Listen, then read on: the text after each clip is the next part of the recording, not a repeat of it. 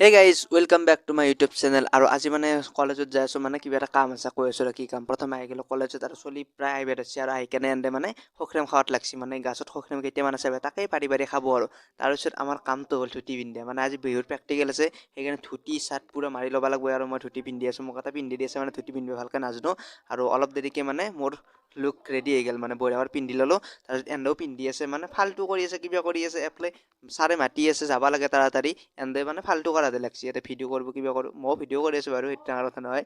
আৰু এফালে আমাৰ মানে বিহুৰ প্ৰেক্টিচ ষ্টাৰ্ট হৈ গ'ল, আৰু এবাৰ কিবা শিকাই আছে। আৰু অলপ দেৰিকৈ মানে বাহিৰত শিকাব কিবা, আৰু সেইকাৰণে চব বাহিৰত আহি গ'লোঁ, আৰু ধুনীয়াকৈ শিকাব।